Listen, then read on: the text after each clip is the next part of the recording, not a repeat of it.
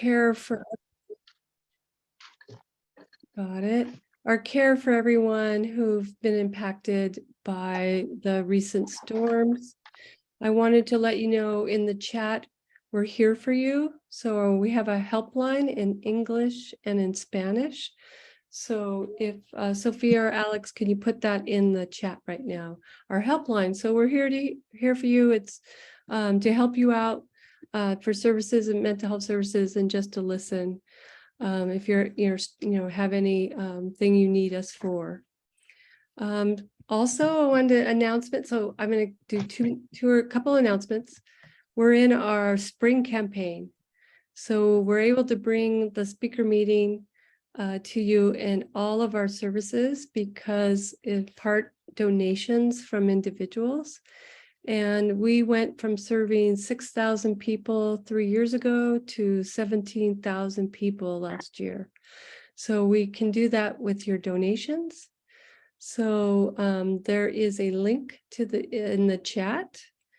There'll be in a few minutes a link to the chat to our donation page. So please donate if you can. We're trying to raise money for our programs. And then, so I have some exciting news. We have 3 classes coming up in April, and the classes are in English and in Spanish. So we have, if you go to our website, it's on our website to enroll in our classes on the front page, on the bottom of the page. So the classes that we have a basics class, which is 6-week class for anybody, parents who are a loved one supporting youth. And that's in English and in Spanish. So please pass that around. Let people know that you can go to our website for that class. We have a family to family class, and that's for family members or loved ones who are supporting someone with a mental health condition. That's a really great class that people really love and get a lot of support and help from. We also have a class called Person to Person, which is a class for people with mental health conditions. So I encourage you, if you know anyone, sometimes these classes, the groups become good friends and they support each other. So it's a great way to get support and just support in terms of learning about mental health conditions and different strategies, but also get support from peers, people who are going through what you're going through. All right, I did my announcements. Now I get to introduce the speaker. And we are really grateful to have David Dicken here with us today.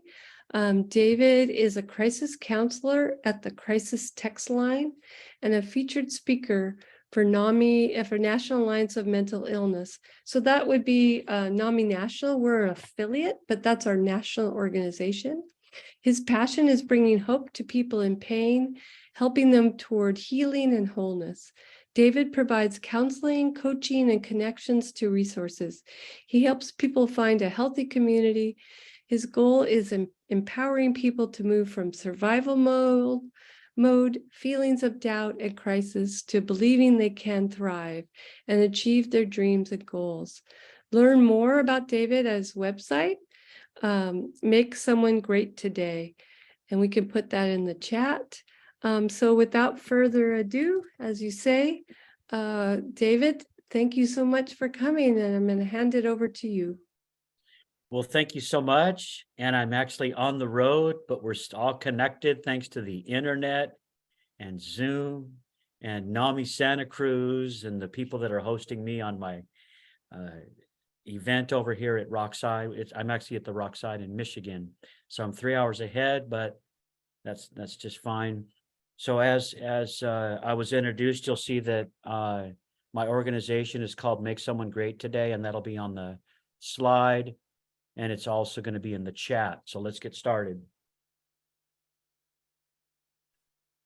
So in my bio, we already covered the things that I've been doing. I guess I'll just do the English, and then the Spanish is taken care of already. So I'll just move along in the English.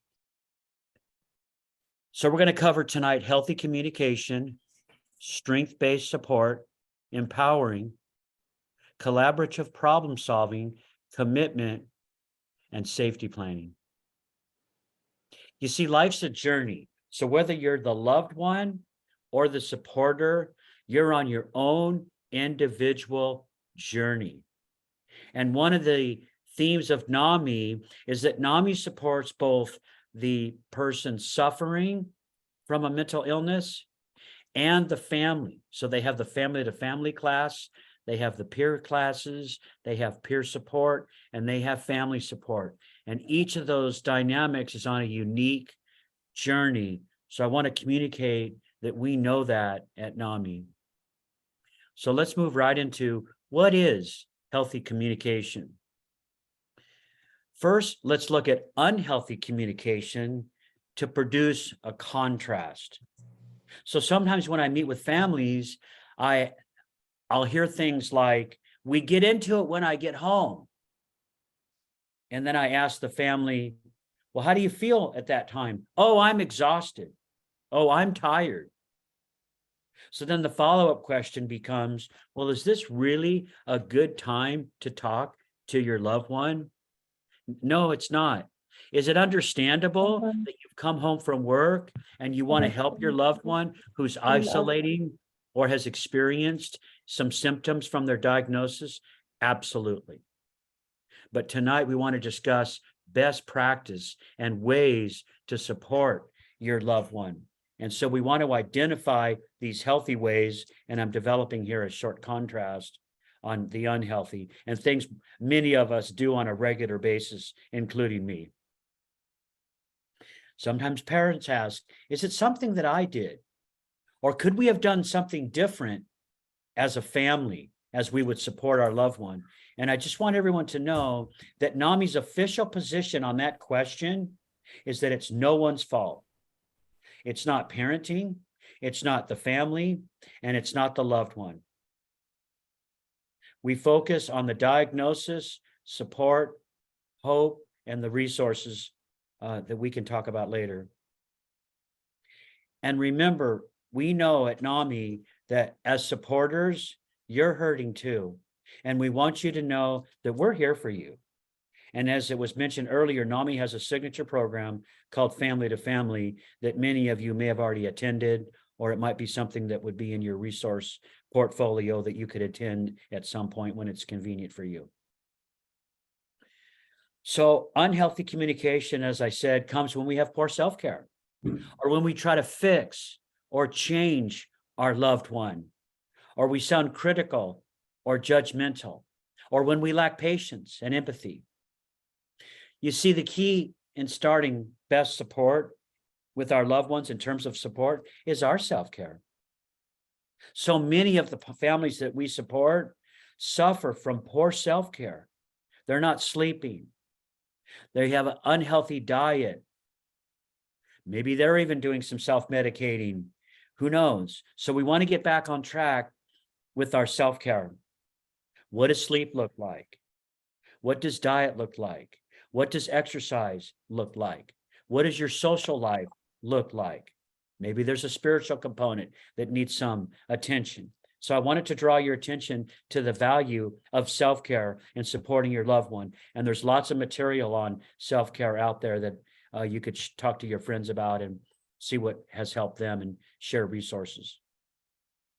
You see, healthy communication begins when we have good self-care and we're at a place where we can be intentional and plan ahead.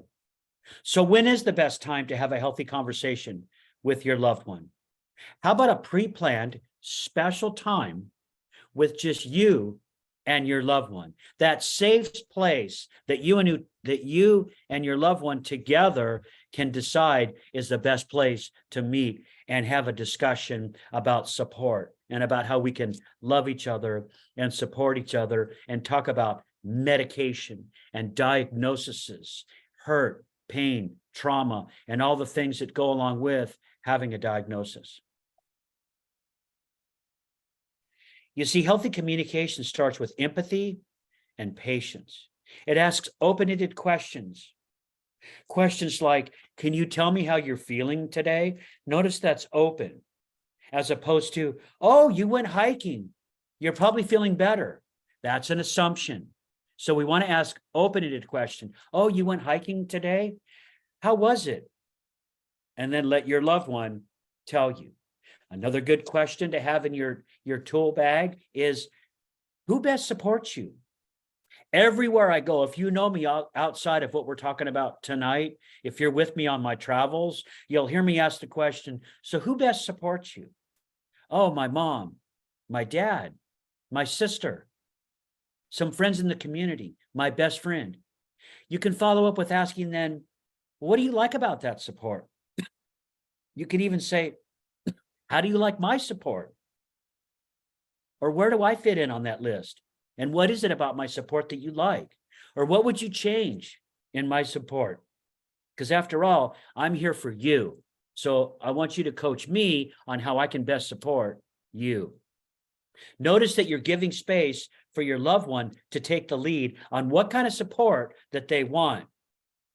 I meet with a lot of families that say, my loved one needs this. My loved one should do that. My loved one should. My loved one should. And has great intentions. And you have a big heart. But it might not be what your loved one is looking for. So let's create that safe space, that learning environment for all of us to learn together what is it that your loved one is looking for in terms of best support? What helps them to feel better? What helps them to have a good day? You see, we focus on their emotions and not the situation. My clients tell me a lot of things that frustrate them. Well, I can't make that frustration go away. I cannot change that situation. If they have a job and their boss irritates them, I can't fix that. But I can support my loved one who's struggling with maybe something that's going on at work. I can focus on their emotions and how they're dealing with the emotions that follow all that frustration that they're experiencing. So we want to make sure that we're focusing on the emotions, which also goes back to when I talked about the unhealthy approach is where we try to fix, when it's better to listen, learn, and find out what kind of support our loved one is looking for. And then and the best way to do that is to focus on the emotions and let them take the lead. So we start by validating our loved one's needs. Again, this moves us away from fixing. So when our loved one comes to us and says, you know what, mom, dad, brother, sister, I need to confess, I was self-medicating. Oh, but I thought you said you weren't going to do that anymore. That's not validating. Your frustration might be understandable, but we want to make sure we're focusing on your loved one's feelings. So ask them, tell me about this relapse experience. Tell me why you were self-medicating and what those emotions were that brought you to that place or those feelings. You'll find that your support will really start to be enhanced, and you'll really get into some nice discussions when you create this environment for learning. And one of the ways to do that is to validate how your loved one is feeling, because those feelings are real. We don't want to be dismissive with statements like, oh, it'll run its course, or, you know, you'll be okay. It's not that bad this time. I've seen you suffer like this before, and it's not that bad this time. Again, well intentions, but it might not be what your loved one is looking for. Or even statements like, oh, it's going to get better, or I know how you feel. Sometimes that can produce some frustration. Or have you taken your medication? You know, that might be a great question because you see that your loved one is kind of off tonight, but your loved one may not like that question. It doesn't really validate. In fact, they might take it as judgment. You see, we focus on emotions, or focusing on emotions begins when we validate. So we call it what it is. If they're working long hours at work and the house needs cleaning and there's a leaky pipe and the garage door's broken, yeah, that's overwhelming. If they've been hurt by another loved one or a spouse or a friend, that's painful. If they lost their job, that's scary. You see, these validations don't work. You're actually starting to tell them that the way they're feeling is understandable, because losing your job is scary. Being overwhelmed is a very real feeling that we can support our loved ones in terms of how they feel. And we definitely don't want to say, I understand, when it's better to say, you know what? It's understandable that you want to get a different medication. It's understandable that you're exhausted when you got home. It's understandable that you're frustrated that your outpatient is not working, or you're not getting as much out of the classes you've been attending as you thought you would. See, this is what empathy looks like. When we begin to understand the frustration and the pain and the things that then these negative emotions that our loved one is feeling. You know, we're emotional beings and we have emotions that are positive and negative. So we want to validate. We don't want to encourage bad behavior or something like that. We're just validating their feelings. And empathy, this is my picture of empathy, where we go in with our loved one. We don't reach down and try to pull them up. We go to where they are. You see, as I mentioned, empathy starts when we go to where our loved one is. Some people like to call it sitting with them, where you just sit with them and support and provide a hug or attention, or just making them feel special. And if they're depressed and they're laying around on the couch, then maybe just find a way and just kind of go there. Try to empathize in that as your loved one is experiencing depression. Maybe they're bipolar and now they're experiencing some mania. Find a way to support them as they would experience those manic episodes. If it's anxiety, go there. If it's feelings of worthlessness, go there. And what I mean by go there when I say feelings of worthlessness, try to be empathetic and get involved in those feelings with your loved one. Instead of saying, oh, but don't you know that I love you? Yes, they do know that you love them, but they're feeling worthless. So let's go there and let's find out why they're feeling worthless. And then let's find ways to them, for our loved one, to start embrace feelings of being valued and loved. Instead of just telling them, let's go with them on this journey of how they're feeling. Because a lot of my clients, friends, and if you're watching today or listening, you either might be having feelings of worthlessness, or your loved one might be telling you about feelings of worthlessness. And we're hope bearers. We talked about this earlier when it was introduced by your executive director about hope. NAMI is here to provide hope. I'm here tonight to provide you some hope so you can move away from those feelings of worthlessness. You see, validation continues as we listen in a non-judgmental way. You see, it's non-judgmental because we're listening to learn. Let me give you an example. Daughter comes home and says, Mom, I don't want to take my medication anymore. What does mom say? You got to take your meds. It'll help you feel better. Remember, the doctor said it might take like 3 weeks for you to start to feel better. That's actually a judgment. That daughter that I just described who came home was telling her mom there's got to be a reason why she said, I don't want to take my meds. So let's go there. Let's find out. Hey, I know you were hoping the meds were really going to help. Now it sounds like they're not working. So how can I be with you on this journey as you would process and make decisions and work with your psychiatrist on how to find the best medication that works? Tell me, what kind of support are you looking right now as you make this very complex and difficult decision about medication? That's just far less judgmental, and it's far more supportive. You see, there's an emotional spectrum. It's like a rainbow. Maybe my slide should be a rainbow. And we all have a unique place on that rainbow. But our loved one could be at one spot of the spectrum of the rainbow, and we could be in another spot on the spectrum of the rainbow. And we don't necessarily want to bring our loved one to where we are.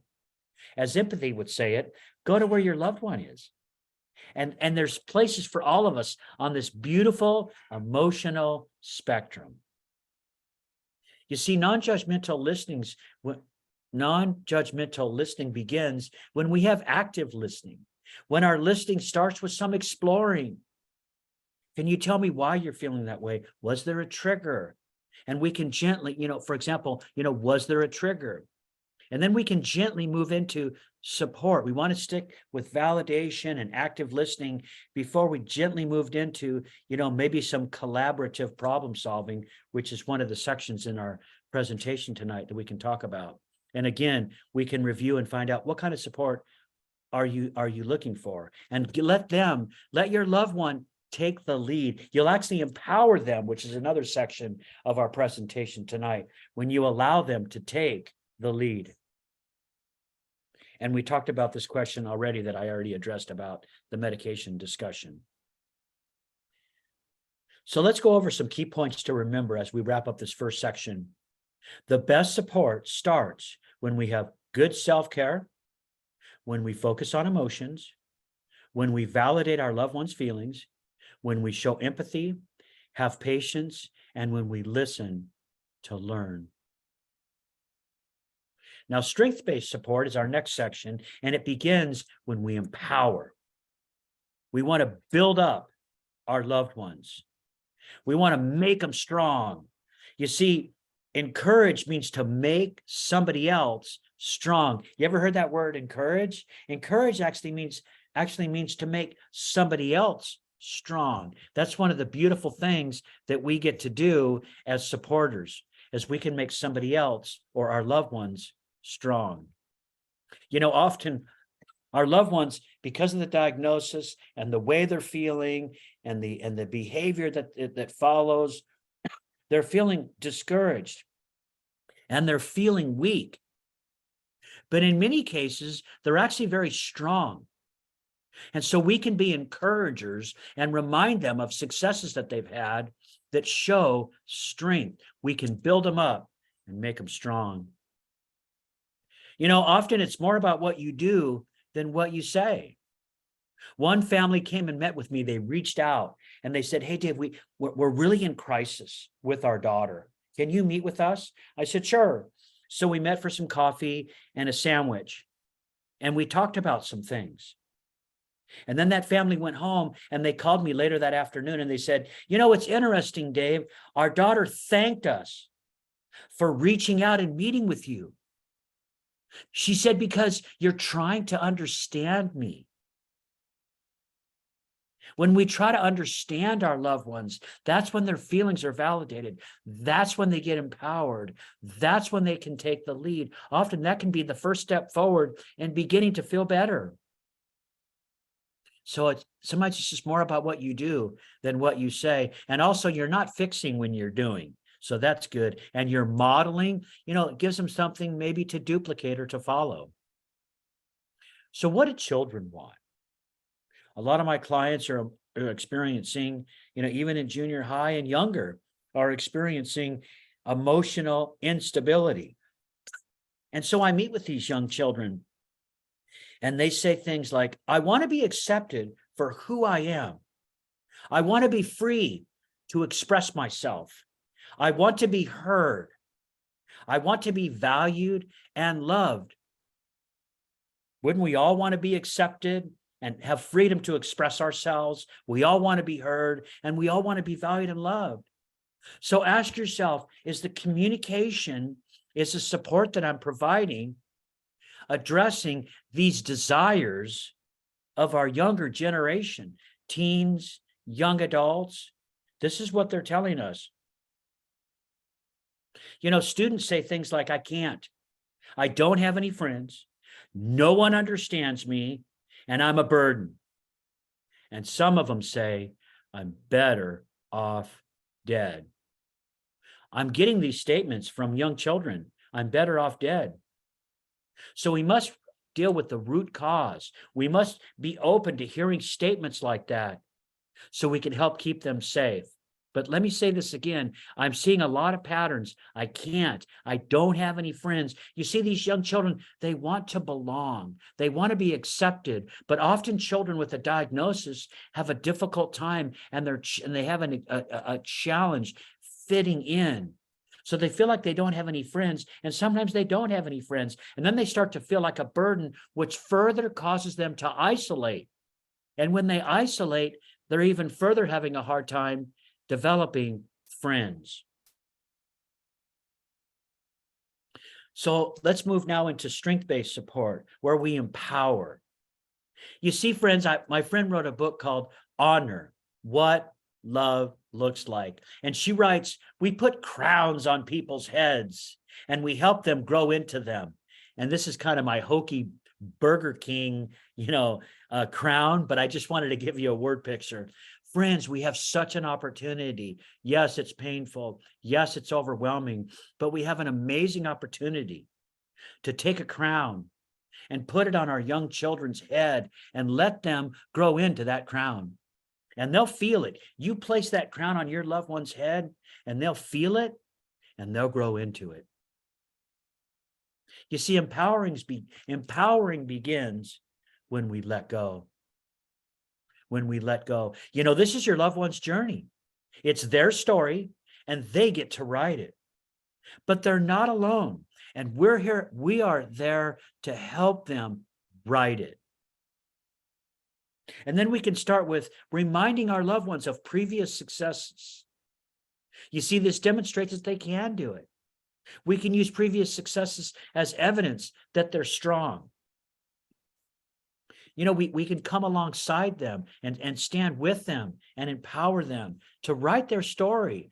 These are words of encouragement that our loved ones would love to hear you say and come along with them and help them rewrite their story. A lot of these folks with trauma and a diagnosis, they haven't lost their dreams. They might be feeling discouraged, but the dream's there somewhere. And we can talk more about that later, but helping our loved ones continue to hold on to those dreams and develop tools and a pathway to achieve those dreams is powerful. You see, friends, we're not painters, we're eye doctors. We don't show the world. We don't show our loved one the world. We help them to see it. We help them to reframe and gain a healthy interpretation of what's going on out there. Is everyone really staring at me? Does everyone really think I'm different? Instead of telling them, oh, not everybody thinks you're different, let's give them tools and let's empower them to put on the proper lens that says, you know what? I am valued and loved. And you've been showing this to me, your loved one might say. Let's help them get a new lens. You see, when we're painters, we're giving advice. When we're eye doctors, we're coming alongside and we're just helping them with the lens so they can get a healthy interpretation of what's really going on. Again, we don't fix, we empower. You see, parents often pressure their child to change. Why do they pressure their child to change? Because they see that their child is having a tough time fitting in because of a diagnosis. So they want their child to be different so they can fit in. But all that does is put more pressure on the child. Remember earlier, the child was saying, but yet the children tell me things like, I want to be accepted. How about if you're the first one that accepts your child, your loved one, for who they are? And ask them how they make that feel. You see, when we put pressure for change, it produces stress.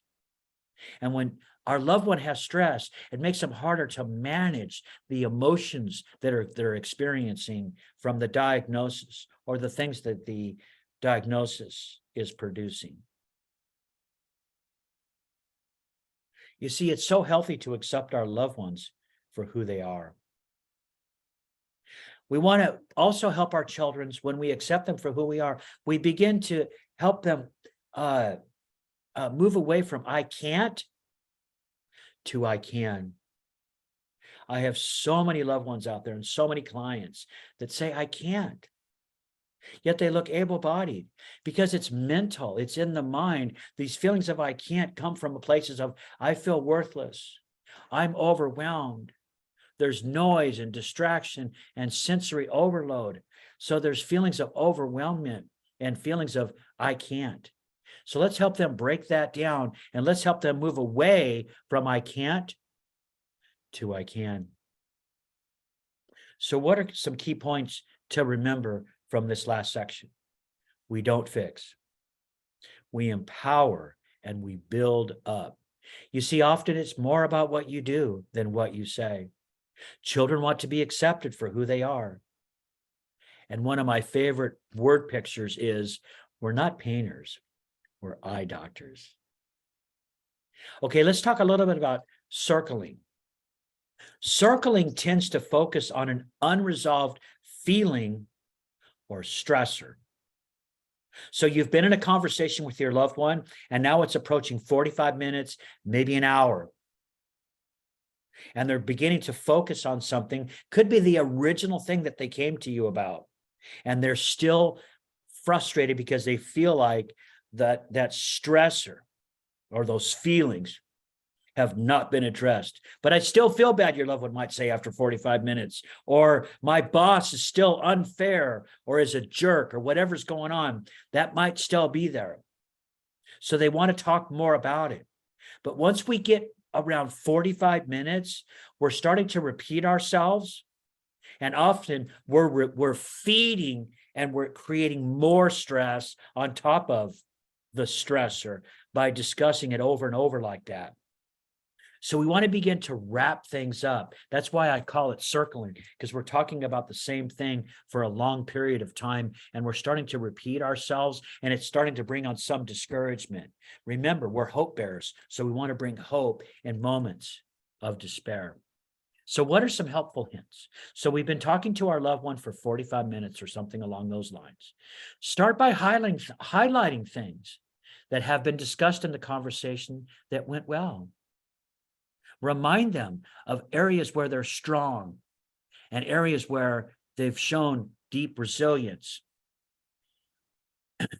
Also, you want to remind your loved one that we don't solve all of our problems in one conversation.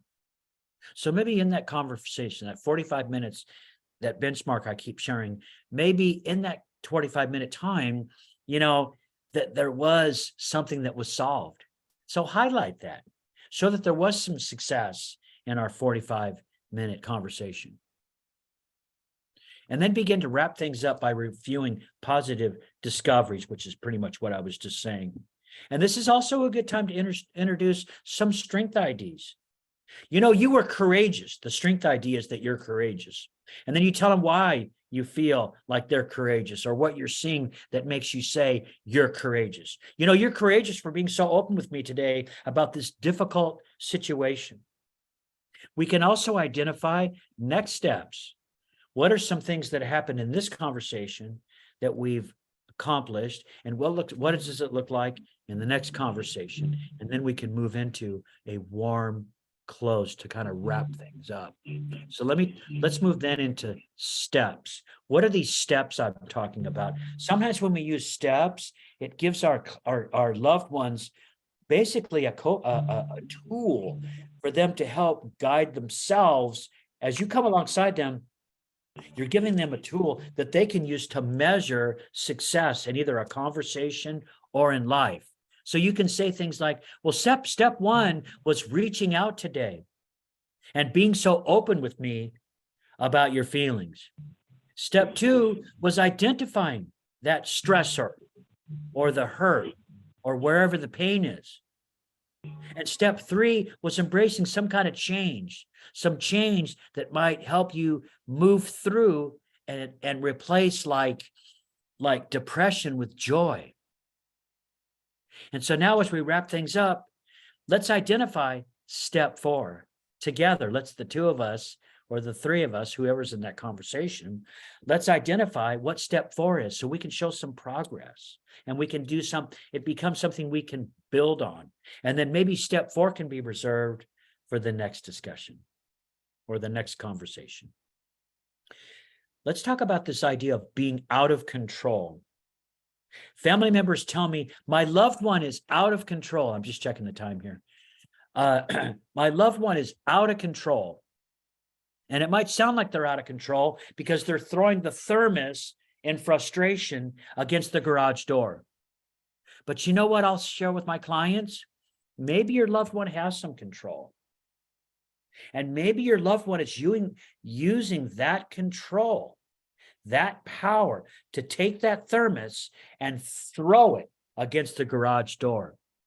So how about if we take that same energy, that same power and control, and use it to get the help and support that you deserve? And this is what I'm saying here. Let's use that power and control to reach out and get help for the pain that you're in.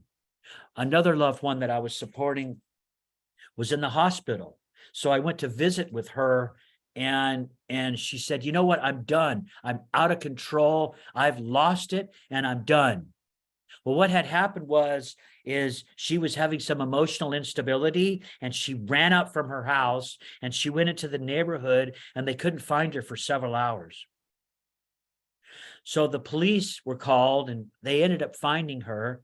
And then now back to the hospital room where I was earlier in this discussion that I was saying, I was chatting with her about power and control. And she said, I've lost control. And I said, but wait a minute. What about the power you exercised? What about the control you had when it took 4 police officers to hold you down and get you into the back of the police car? Now, I'm not endorsing force or handcuffs. I'm just telling you about a story that happened and how I used the dynamics of that story to empower one of my clients. And then she said, well, I guess I'm in some control. And I said, okay. I said, I'm not here to bust your chops. I know you've been through a tough time, but I'm just trying to use an opportunity, something fresh, to show you that you have power. And I want to encourage you to use that same power that you used tonight when you ran outside, when you were crying out for help, when you were fighting with the police officers. Take all that power and use it to reach out and get the help that you deserve and the support that you deserve. You know, the next day, this is a true story. The next day, her mom called me and said, hey, guess what? My daughter told me she wants to reach out. She wants to use her power and control to reach out and get the help that she deserves. And she ended up getting involved in some intense outpatient support at a local hospital. And it had a nice story. Let's talk about voices now. Ask your loved one, what are the voices saying? And also, I'm not suggesting we say that voices may or may not be real. I'm not asking us to get involved in whether or not the voices are real. I'm just talking about how to deal with people who say, I'm hearing voices, okay? So ask your loved one, what are the voices saying? And you might get answers like, you might get answers like, you're worthless, or I'm stupid, or you'll never amount to anything, or I feel like a burden, or I can't. We want to give our loved one freedom to tell us, what are the voices saying? You'll be very surprised how your loved one will respond to the question when asked, what are the voices saying? Because it helps them feel like, hey, I can talk about it now, which can actually put them in a place where they feel like they're in control. And then some people can't differentiate so now we can take this conversation about voices to the next level. And the next level is where we can help them differentiate between lies and the truth. You see, some of the voices tear down, like you're worthless and you're a burden. But there's other voices that can build up, like you're valued and you're loved and you're special. We want to help our loved one differentiate between the voices. Many of my clients will say things like, I feel like God is punishing me. Well, what's God saying to you? Oh, he wants me to suffer. That's not from God. That's tear down. That's a lie. The truth builds you up. God wants to build you up. He doesn't want to tear you down. So this is a tool that we can give our loved ones and help them differentiate between these voices. So what does the real truth say? It says that you're valued and loved. It says you're an amazing mom. That's what the truth says. So what is collaborative problem solving? We're now moving into our next section, and we're going to talk about problem solving together. It's basically a skills development. You see, if you give a man a fish, you feed him for a day. You've heard this before, I'm sure. If you teach a man to fish, you feed him for a lifetime. Young men at Rockside, where I'm at today, call me, where I'm at today in Michigan as I'm out of town. Young men from Rockside call me after they graduate about their stressors, and they want to talk about it. And you know what I ask them? What tool is in your tool belt that you got at Rockside that you can use to address this?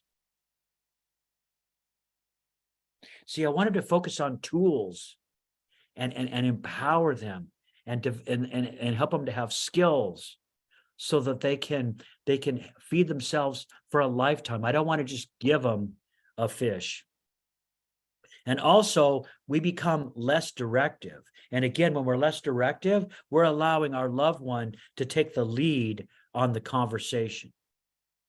So instead of telling our loved ones what is best, we can start by asking, so how can I best support you in your journey to find healthy responses to your feelings of anger? Remember, we empower. And as I said, we want to help them learn how to fish instead of giving them a fish. Sometimes when we get into like enabling versus empowering, that could be a good differentiator. Are you giving them a fish, or are you teaching them how to fish? When we're less directive, okay, I'm sorry, I'm reading my slide here. Let me start again. So we want to be less directive, okay? We want, and sometimes our loved one will make statements like, it's my fault, I'm stupid, I'm worthless, I can't. Instead of correcting your loved one and saying, no, it's not your fault. No, you're smart. Oh, you're not worthless. Oh, yes, you can. Instead of correcting them, which doesn't validate their feelings, by the way, we want to remember that we're eye doctors and help them come to a better understanding of what really happened, so they can make their own conclusion that it's not their fault, that they're not stupid, that they're not worthless, and that they can. Let them make the discovery. Give them tools to help them process as eye doctors so they can see that they actually are valued and loved. Because remember, these are lies. So what are some key points to remember? We want to empower our loved one to use their control or this power to reach out and get the help that they deserve for the pain that they're in.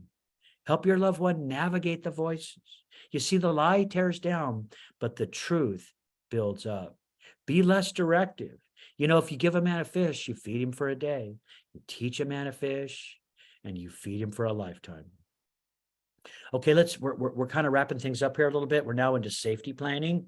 So I'm not going to spend a lot of time on safety planning. We're just going to touch on it because we've covered a lot of material. And I also meant to say early in the presentation, and I'll say it now, and I apologize for not saying it sooner.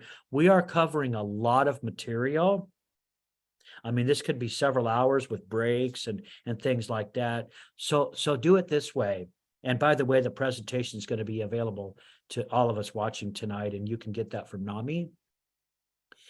Think of a section where you just might find something that's helpful. Maybe you saw circling was helpful. Maybe you saw that this control and this power, control and power was helpful, or validating your feelings, or maybe was something with healthy communication caught your attention. So try to find that nugget tonight that might help you and give you some hope as a supporter. So safety planning.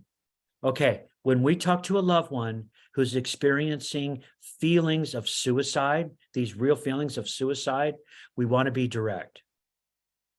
Earlier, I talked about being less direct because we were building up and we were teaching them how to fish. Now we want to make it clear your number one my number one priority is your safety. If our loved one's been isolating, if they make statements about I'm worthless or I'm better off dead, we need to be direct and we need to ask them, you've been isolating. So can you tell me, are you feeling suicidal? And if they say, no, but last week I was, then we need to say, okay, well, what are you going to do if you start having feelings of suicide or feelings of wanting to hurt yourself? Ask them. Remember, we like these open-ended questions to give them that freedom. So ask them, if you're having feelings of suicide, what are you going to do? And then once they answer, like, I don't know, or I'll call 911, or I'll call you, or I'm going to move forward with it, whatever they might say, move back to, okay, my number one priority is your safety. So if you're having these feelings, can you commit? Ask for that commitment. Can you call 911? Can you commit to calling 911? Or texting, hello, this is crisis text line where I work, 741-741. Or can you commit to calling your loved one and write down the exact name of that person that they're going to call? And be careful about being that person that takes that call, because if this happens at 2 a.m. and you're sleeping, they would have been better off calling 911 probably, or texting hello to 741-741, and then make sure you get that commitment about safety. So I do have some support groups, but it's just kind of irrelevant because you're up in Santa Cruz. So I'll just move through that. And now Rockside Ranch, let's see, where's the, okay. I didn't put the website on there. I should have, but there's a link and it's rocksideranch.org. And that's a restoration ranch. It's an 8-month program. And we have one in Northern California, Michigan, and in South Dakota. And as I mentioned, I'm in Michigan right now working with the students and staff, and we're kind of getting the tail into some snow. So, and yeah, there's my contact, Dave at makesomeonegreattoday.com. We didn't take any questions during the presentation, but I think we have quite a bit of time left to take some questions, plenty of questions. So I guess it does help to wait till the end because now we've got plenty of time. So go ahead. Are you going to read me the questions?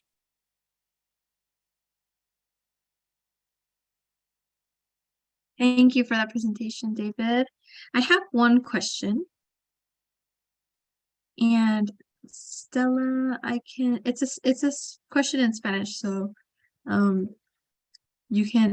translate it and then you can interpret. Yeah. Okay. My son was diagnosed with schizophrenia since he was 16 years old. In this moment, he's almost 24 now. He likes to talk. He doesn't really talk that much at the house about his recuperation or what he speaks about in therapy and counseling. What can I do so he can smile again and talk more like he used to before? So these are one of the dynamics that, we get with this kind of a diagnosis where our loved one, might not be smiling and they might not be communicating the same way they did at one time or before the diagnosis. So this is where we need to be patient. We need to be empathetic, and honestly, the best way is to create ways for them to be safe, to have that place where they can smile. You can translate some of that if you want.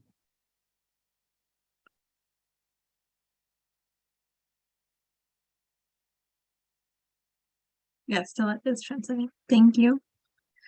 Olga, does that answer your question? Thank you. Does anyone else have a question that they would you can either raise your hand using the raising hand feature, where on the bottom of the control panel, again, it has reactions. You can raise your hand, or you can physically raise your hand, or you can write your question in the chat. Go ahead, Therese. Yes, thank you so much, David. I just want to say that in Santa Cruz County, we use 988 for our crisis call for any suicide or mental health support. Okay, yeah, put that in the chat. Yes, I did. Thank you. That's awesome. Thank you so much. We're taking some of those calls at crisis text line, so it's good connecting. Thank you, Therese. I see Nami Pomona Valley with Yeah. their hand up. My son is 35 years old and he's single, and he refuses to take medication because he says it affects his sex drive. Is there anything out there that can help him? I've encouraged him to talk to his psychiatrist or psychotherapist, but it leaves me very concerned that that's the reason that he's not taking medication. Yeah, I mean, you did the right thing. You asked him to check with his doctor. I mean, I'm a counselor. I don't have any training in medication. So as far as the symptoms that follow, I can't answer that. I don't have the background. But in terms of support, yeah, I encourage him to be open about his feelings on that medication story, with the professionals in that area. Okay, thank you.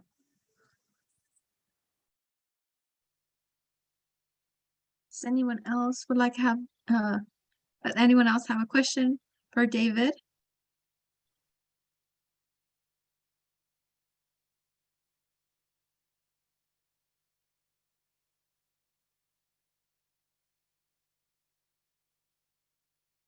Lucinda, is that a raised hand? Yeah, I have a question. I'm not sure there's an answer, but I co-host some of the the family support groups for NAMI.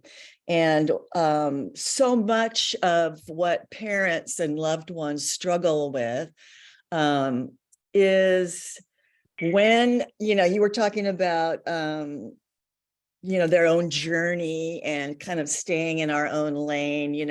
I liked that, but what is the dividing line between, over helping and helping them establish their own autonomy? Am I making myself clear? You ask a great question that deserves a great answer. And I think your question almost answers your question, because we're in different lanes and we're trying to, sometimes we're going, I like the lane, we're going a little faster, or they're going a little faster. So I think most loved ones would say, try to go at my speed. I think sometimes we want to go faster and we want to push them faster. And I think they would prefer us to come alongside and be as close to the speed they're going at as possible, because then that takes away any pressure that they might feel to go faster. Or if we're too slow, maybe they feel like we're pushing them. So this come alongside in these lanes is a great word picture. And I think open communication, like your question says, is so valuable. We want to make sure the communication is going, both ways. And then it's just that's going to really help, the conversation to be healthy and to be fruitful, quite frankly, in terms of support that they're looking for. And ask them about the feelings too. About what? Feelings. Yeah, does this we make you teach feel? a How does lot that make of you feel? this in family to family, a lot about the communication and the I questions. And but I guess it's just, in each case it's different, but I think that is where a lot of the pain and suffering with loved ones and parents especially is, when am I enabling? When do I lock them out of the house and get a restraining order? When do I stop?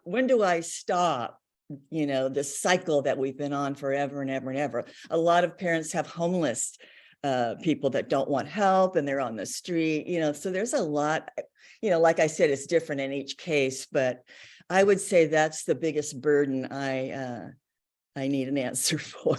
Well, we got their safety. You brought us some safety stuff. Yeah. So I talked about being less directive when we empower, but when we talk about safety, we're direct. Yeah. So when suicide comes up, we're direct with our questions. Right. When the behavior is destructive, we need to be direct. And we Yeah. need to get physical support as well if the behavior is destructive. Right. So, Yeah. get good support on safety stuff. And you're right, some of these diagnoses produce flight risk. Right. Sometimes flight is part of the diagnosis because there's paranoia and things like that. So that's part of this empathy that becomes part of our story. The Yeah. empathy starts to become like our story. Now, you brought up I statements. Let me speak to that to be helpful. So Yeah. I is how we're feeling. And when we ask open-ended questions, we're learning about how they're feeling. So Yeah. I said we want to both communicate. So we ask open-ended questions to our loved one to see how they're feeling. And we Right. use I statements to tell our loved ones how we're feeling. Right. And yes, it's, and a lot of that's so helpful for so many parents because, it's just so easy. You need to stop doing this and you need to blah, blah, blah, blah, blah. And so it's a whole new approach, but I think it's a good one. Yeah. Thank you. Yeah, you bet. And also too, all this stuff that we're doing is it kind of flows and it all kind of works hand in hand. So it's not like you have to memorize a bunch of questions. It's actually a way of thinking. Mm-hmm. And I like just one more thing. I really like you're on your own journey, because that's really a shift of perspective, for a lot of parents. Oh, wait a minute, this is their path, even though Yeah. I don't think they're able to walk it, it actually is their path. It's kind of relieving in a way. So yeah. Yeah, and maybe I want to add a slide even as I'm thinking about it. I talk about this, but it's not one of my slides, but we want to get to the root cause. If they're self-medicating, if Mhm. there's destructive behavior, instead of focusing on the medication, the self-medicating like alcohol or drugs, or destructive behavior and focusing on the behavior, what's the root cause? Why are you self-medicating? How did you feel? What caused you to relapse? What were you feeling when you relapsed? What were you feeling, when you broke the windows or when you kicked the chair or were throwing things against the garage door? Instead of saying like, you ruined the garage door when you threw the Yeah. thermos. Well, we all know that it's all smashed now. We're better off, what were you feeling? Right. It looks like you were frustrated. Help us understand to the best of our ability so we can empathize with you what kind of frustration you were experiencing as you were throwing that thermos. Mm-hmm. I like it. It's good. Thank you. You're welcome. Thank you, Lucinda. We have a couple questions in the chat. The first one is, my husband, by Jessica Z. My husband talks to himself in front of me. However, when I ask him, what are the voices saying? He says, what voices? As if there are no voices. What could I say?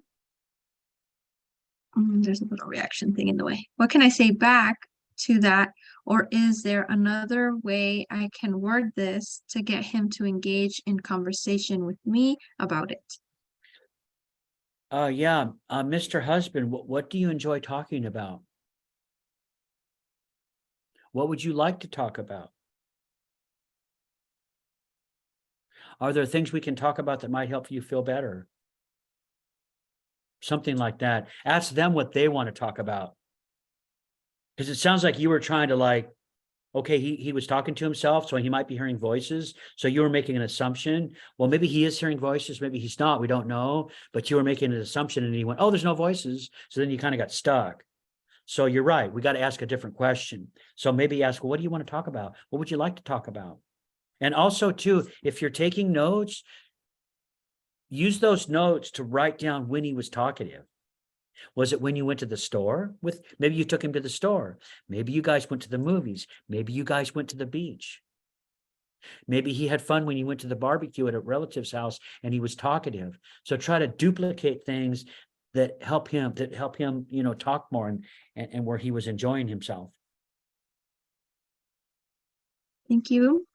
You're The welcome. other question is in Spanish. Is that you, Kenna? There we go. Sorry. The other question is, my son does not accept accept his condition and doesn't want to go to a doctor or get a diagnosis.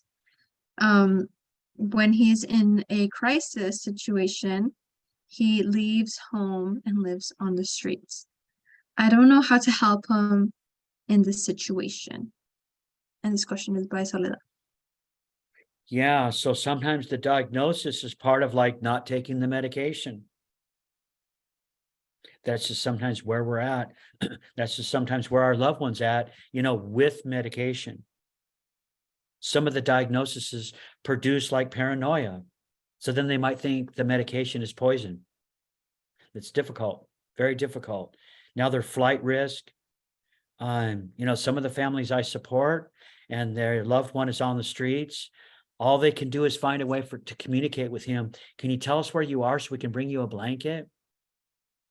Can you tell us where we are so you can make sure you're warm or you need food so we can support you? I mean, sometimes it actually gets to that. I'm certainly not encouraging flight or homelessness, but sometimes, they just keep leaving. So it's time to be creative. It's time to really think outside the box. We're not born with any of this information, and most of the standard training about parenting doesn't even cover it. And now all of a sudden, here we are with an adult child who we don't even know where he or she is, and they've lost their cell phone 5 times. And, and it's just flat out scary. So make sure you're getting good self-care. Make sure you're getting good support and use that community that you can best connect with to get that support that you deserve so you can best support your loved one with this diagnosis where they're not taking their meds or they're living on the streets, and hopefully things will get better and they'll take their meds and they'll find rest, in comfort in your home.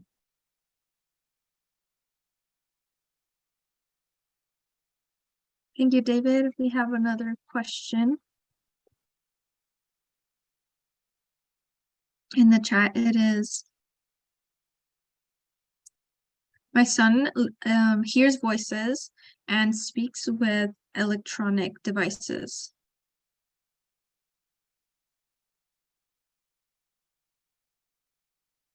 I think there's a typo, but there's something about retaking medication. And sometimes insults me when I let him know that I need to call the police to take him to an inpatient facility. He will also say that he will also threaten to kill himself and that he has schizophrenia or paranoia. Yeah. I mean, this is another difficult situation where, it starts without self-care. I mean, if you told me you weren't sleeping at night, I would say that's understandable. But we still are going to give our best support when we have good self-care. I mean, we can't fix, we can only focus on what we can control. And what we can control is self-care. And if your son is doing the things that you're describing in the chat, these are the things that we see with these diagnoses. And this is why it's so complicated and so difficult, to find an answer. So that's why I continue to bring up, empathy, patience, a listening environment, a place for our loved one to be open about their feelings and to find out, for us to identify what has helped in the past so that we can repeat that and get our loved one, some form of help and support.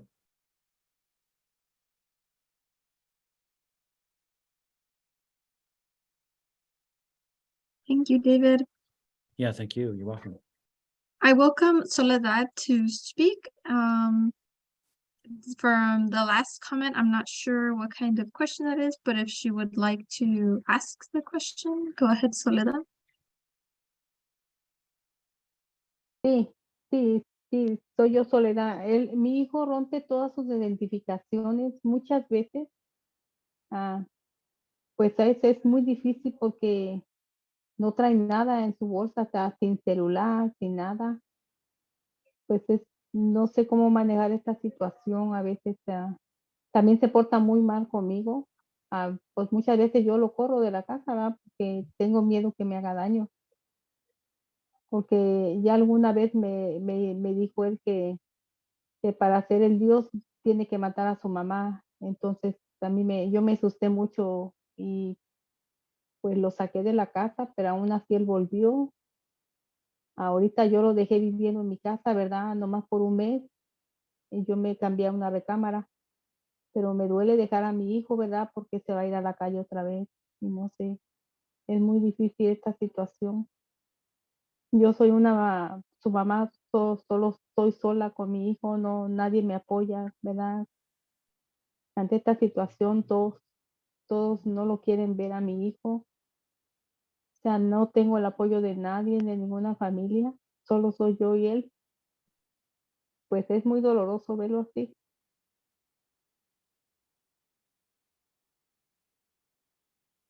Creo que es todo. Before you Gracias. answer the question, David, could you please, I'm sorry to interrupt, but could you take the slides down? Oh, yeah.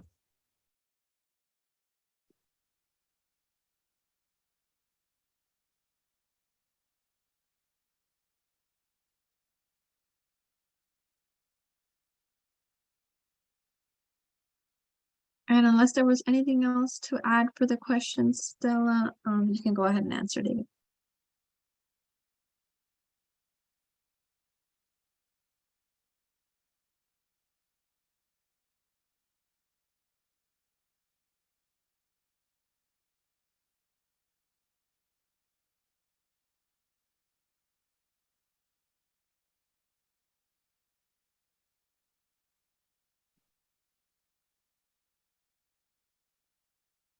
Are you able to hear us, David? No. I can hear you, but nobody else. Oh, okay. I thought they were talking on the Spanish station, actually. I didn't know what was going on. Stella was interpreting Soledad's question. I'm not sure if you were able to hear her. No, I didn't hear. I'm only hearing you. Can you repeat, Okay. Stella, the question, please? And David, it might help if you're also on the English interpretation channel if you haven't chosen that already. Well, oh, it's okay. I see the globe here. And then just press Yes. English. Thank you.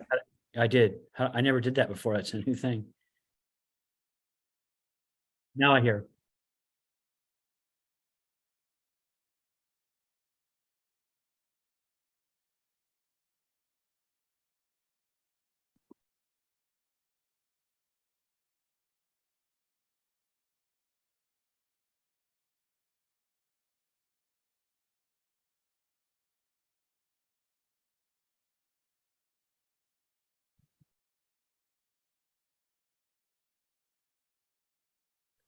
Well, we want those questions because you deserve support.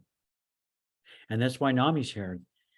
So, there's some staff on the line on the Zoom call that can give you those links for family to family and group support in your area.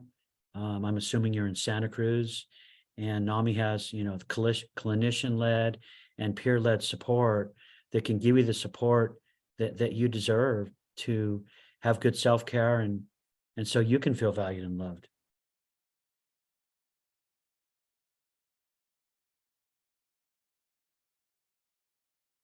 Yeah, so I'll Thank you, speak David. up. Is that okay, Alex? Yeah, I was just going to say that I can share again the helpline link on the chat. And towards Lucinda, towards Olga, Lucinda commented there are others in your shoes. Yes. Go ahead, Therese. So, Soledad, thank you so much for coming tonight and to the NAMI presentation. And we are here to support you. We have our Spanish helpline is live 9 to 5. So call that line tomorrow. We have a support group of up to 18 people come and support each other. And everyone on the line tonight, these are very difficult situations that you're going through. But here at NAMI Santa Cruz, we have seen our loved ones go from suffering and all sorts of suffering to a pathway to recovery. So as David says, we've seen hope. And on the way to that, we're here to support you. And what David says is the only way you can support your loved one is to support yourself and get self-care.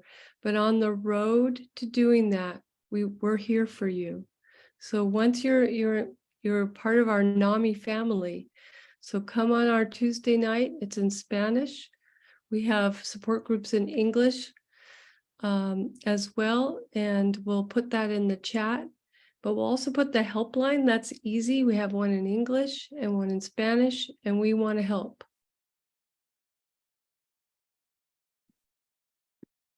One of the questions I see in the gracias. chat says,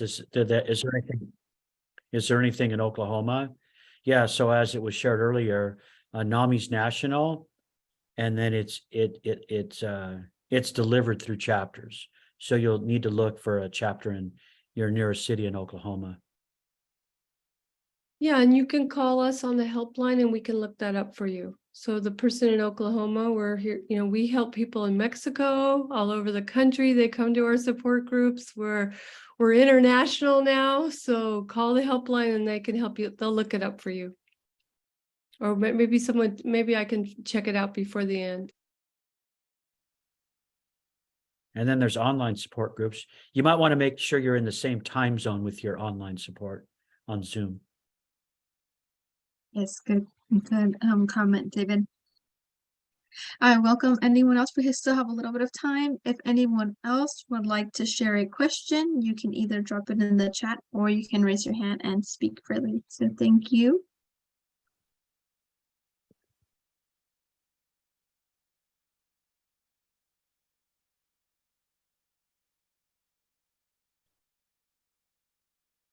Teresa Rodriguez has her hand raised. Yeah, David, one of the things that Soledad, I believe her name is that her son says he has to kill his mother in order to become God. And what do you suggest we do when something like that happens? I mean, we have to take these threats as real, and her safety is our top priority. So I would engage a local resource, whether that's law enforcement or a healthcare professional, the CAT team, and, be safety and strategic immediately. I mean, this is imminent danger. This could be imminent danger. I don't know, but I'm hearing imminent danger. Thank you. Thank you, Teresa. And see- we're getting more training in law enforcement so they can better deal with, these diagnoses. So we're thankful for the direction that law enforcement is going with mental health training.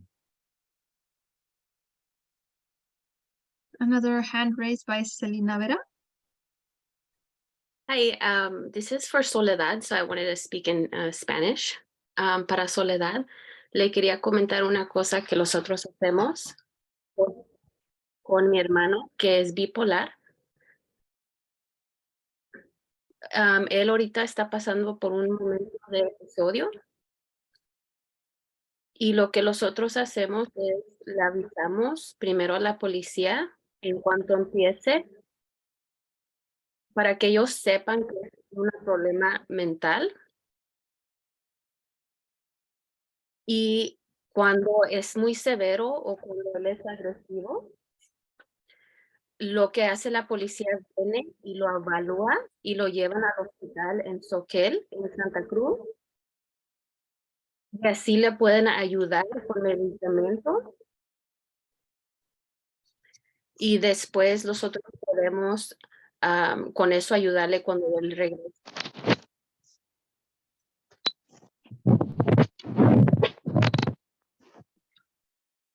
Yes. So Yeah, I just you're wanted to engaging let her know. resources and you're using professionals, I said you're engaging resources and you're using professionals in the areas where they have training, and you're real smart to do that.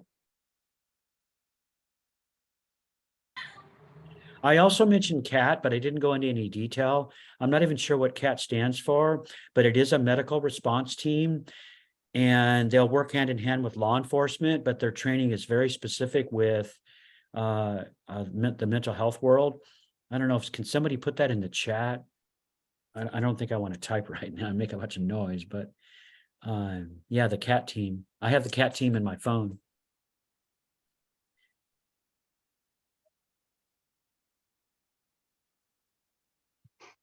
They'll do it. CAT teams will do a wellness check too.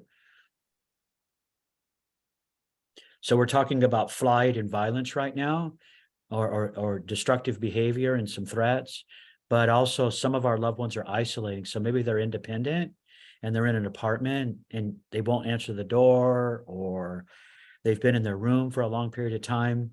The CAT team can be called, they'll come out. You know, the idea is that they'll come out. I can't promise for, I don't speak for them, but the idea is that they can come out and do a wellness check on your loved one who might be in their bedroom in an apartment building for, you know, an extended period of time, like a week, couple weeks, a month, even longer. Yeah, I don't know what CAT stands for. I'm sorry. If somebody wants to Google it. I think it might be Community Action Team. Yeah, something like that. But their training is for mental illness and trauma. I think for here it would be CIT. Okay. I think it's Crisis Intervention Training. Or team. Mhm. Yeah. Sorry. So in Santa Cruz, when you call 911, you say you have a mental health, you know, that your loved one is in a mental health condition. And then if that, we don't have a CAT team, we have other mental health resources that go along depending on the time of day. So it doesn't often. So we'll put the, so that's one thing that you, when you call 911, if you're in danger, you make sure to let the 911 operator know that you're supporting, that you're calling about your loved one and they have a mental health condition. So if the support person can come with the team, the officers, Yeah. if it's the time of day. Unfortunately, we're trying to get 24-hour. Having having trained personnel for 24 hours, but we don't quite yet.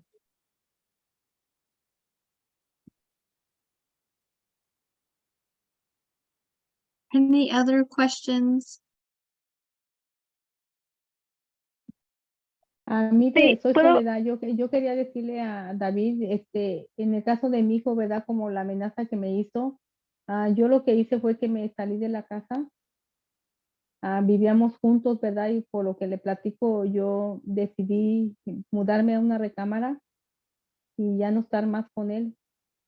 Entonces nomás le dejé en la casa, pagué solamente este mes y le dije que pues tiene que o acepta ayuda médica o se va a ir a la calle otra vez, porque pues yo ya no estoy dispuesta a vivir con él porque yo me sentía ya en peligro por lo que él me dijo. Hice bien, ¿verdad? No vi otra manera de ayudarle. We're here to support your safety decisions. So keep communicating, you know, call the warm line and these numbers that are in the chat to make sure that you're getting the support that you Sí. need to stay safe.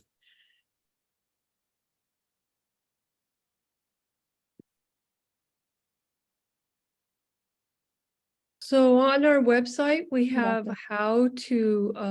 how to talk to an officer or what to do in a crisis. I'm putting that in the chat. It's at the bottom of the of our website, and it's not in Spanish right now, I think. Oh, it might be, so I'll look that up right now. I'll have Alex, if you could put the Spanish crisis line. We'll try to do that right now. But here it is, and it's at the bottom of the page of what to do. Oh, that's the affiliate one. I'll put that in just a minute. What to do in a crisis.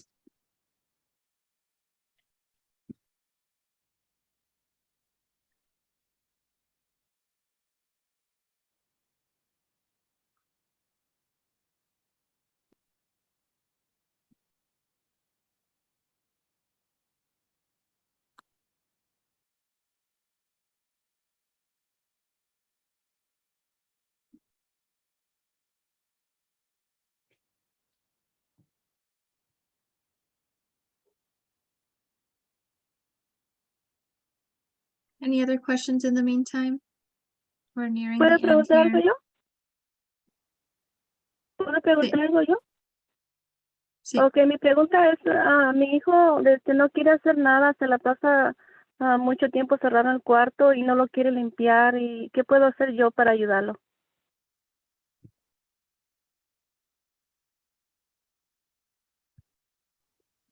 You're talking about help him to clean up his room? Yes. Yeah, I mean, that's kind of a local decision that you can work out inside your family and again, we want to focus on those feelings and find out what your loved one wants or what you want. Maybe that question is more about, what you want. I can't tell for sure if you're talking about your desires or helping him, but we just want to try to stay on that same communication page with our loved one, because it sounds like having a clean room is a priority for you and it's not a priority for him, but maybe it's your house, so you get to make the rules. Or, these are just decisions that we have to make during these hot times of our support. And that's why we don't want to do this alone. If we're supporting our loved ones, let's make sure that we're staying connected to healthy community and other family members to get the best support that we can. So when we have to make these tough decisions about, safety and the cleanliness of a room and, am I enabling, am I empowering, get that feedback and that support. Thank you. You're welcome.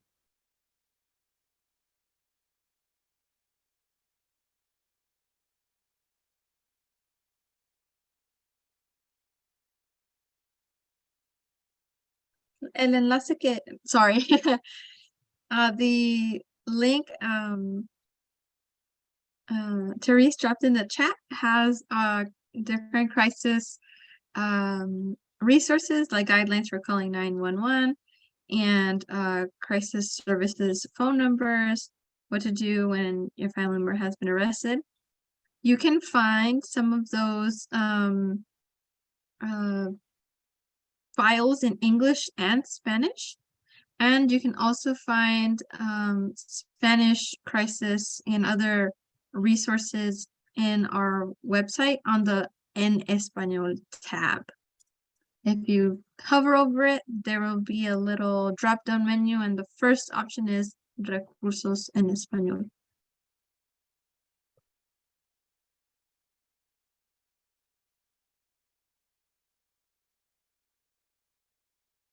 And I can also drop the link in the chat.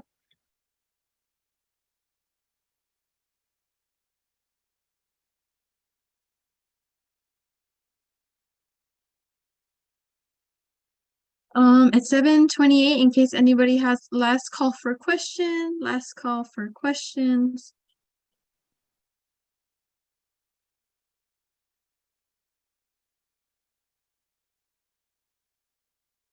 And if not, I want to say thank you to everybody. And I'll do a closing. Would you like to do your closing first and then I drop the survey, or? The closing first and then the survey, yeah.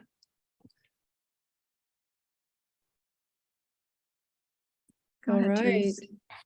So first of all, for all the family members, first of all, I want to thank our speaker tonight. Thank you so much for sharing your wisdom. And my takeaway is that we take care of ourselves and we do our best to have empathy, and we try to communicate with our loved ones and not guide, but listen carefully with love. And there's some hard topics tonight. Some people are going through some very hard things. And I just want to reach out to say, I admire your courage and your love for caring for your loved one. And like I said, I just want to say, we are here from you. We want to talk to you. The diseases or the conditions our loved ones are going through are not yet solved, really. There's some folks who are going through the hardest part of it. And we want to walk alongside you as you walk alongside your family member. So please reach out. We want to support you. And I just say, and for the the NAMI folks online, including David, who are out there, who most likely have lived experience, who've been there, who are also my heroes, who are here to help. You've been through it, you're still going through it, and you want to support another family as well. So I want to thank you. I see a lot of heroes on the line. So we're in this together. And that is the biggest thing I think about our time is community. So now we're online and we're looking at a TV. So how can we connect in person? And that's, I see Jen Wentworth on the line. She's working in that way. And NAMI is going to that even more in that direction. Let's get together. Let's support each other. Let's build our community even stronger. And our both communities, so that you are not, as NAMI said, you are not alone. And I heard someone tonight said, I'm alone, but we don't want you to be, we want to be with you and walk this journey with you. So have a wonderful evening, what's left of it. And thanks everyone. Thanks our translator. Thanks NAMI staff, Sophia and Alex, and good night to all. Thank Good you. night. Thank you. Thank you. Gracias. Take a moment to fill out our survey. Gracias. Before you Yeah. all leave, I'm gonna drop the survey in the Oh, chat. I made a Muchas gracias a mistake. todos. I made a mistake in my Thank survey. Oh, That's Thank in you. okay. The trouble. survey is there. If you can, please, it really helps us out. We want these speaker meetings to be helpful for you. So your comments are very much valued, and we do look at them. So thank you if you fill those out. We really appreciate it. Thank you, David. Thank you, Therese, for Thank the you. awesome help, words, wisdom, and encouragement.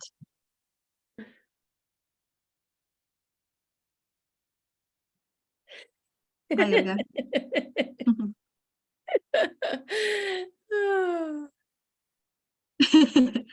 And I'll stop the recording. Thank you.